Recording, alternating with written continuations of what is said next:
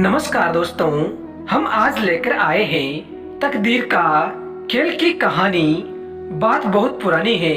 गुजरात के सूरत शहर में मानसुख लाल नाम के एक व्यापारी थे। इनका कीमती रत्न का कारोबार था। इनका कारोबार दुनिया के कई देशों में फैला हुआ था। पूरे सूरत शहर में इनका मान और सम्मान था।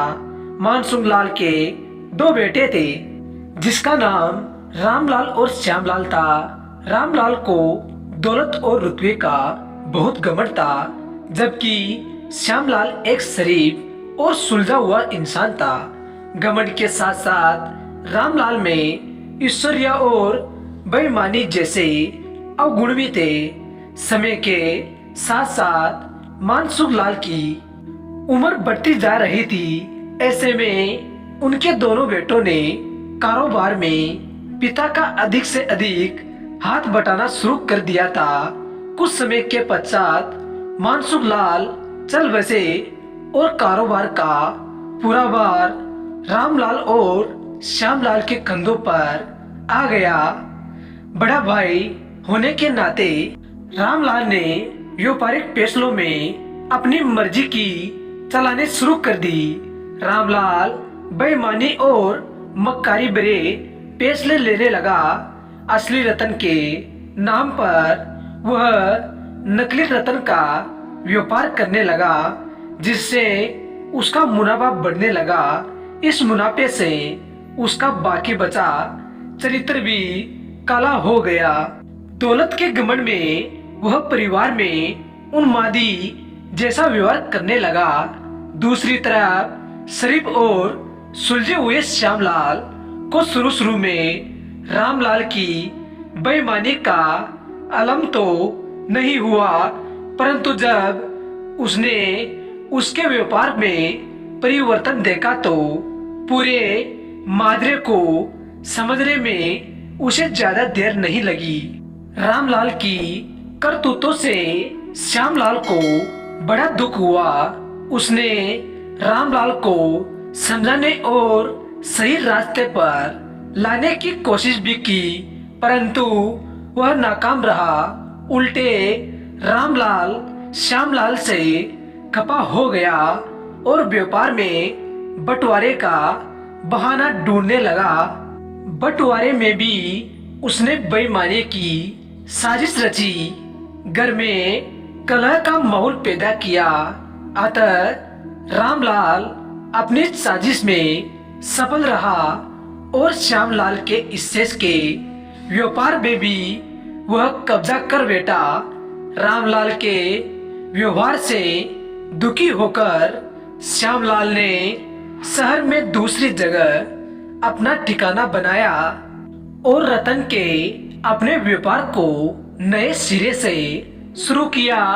ईमानदारी की नींव पर शुरू हुआ श्यामलाल का व्यापार जल्द ही चल निकला। एक तरफ जहां श्यामलाल की ख्याति देश और विदेश में बढ़ने लगी, वहीं दूसरी तरफ रामलाल की करतूतों की पोल खुलने लगी थी।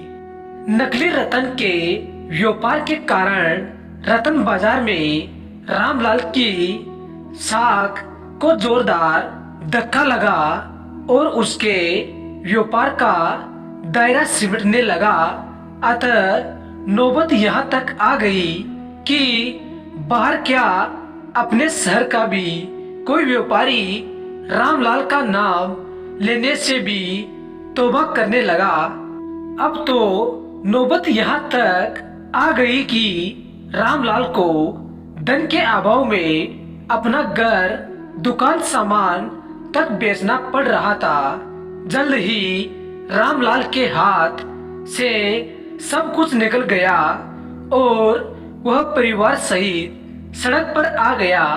अब रामलाल को अपने किए पर पछतावा हो रहा था, परंतु उसकी तकदीर ने जो खेल खेल दिया था, उससे आसानी से पीछे आना उसके लिए संभव नहीं था।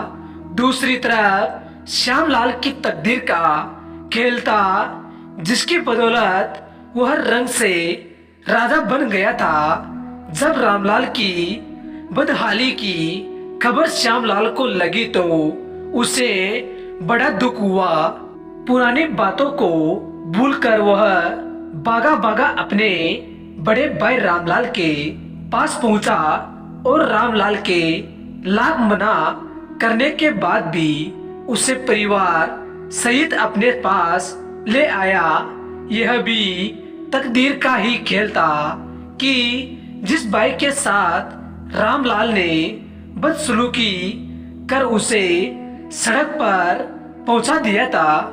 कहानी से शिक्षा, इस कहानी से यह शिक्षा मिलती है कि तकदीर कब किसके साथ क्या खेल खेल दे इसका अंदाजा कोई नहीं लगा सकता।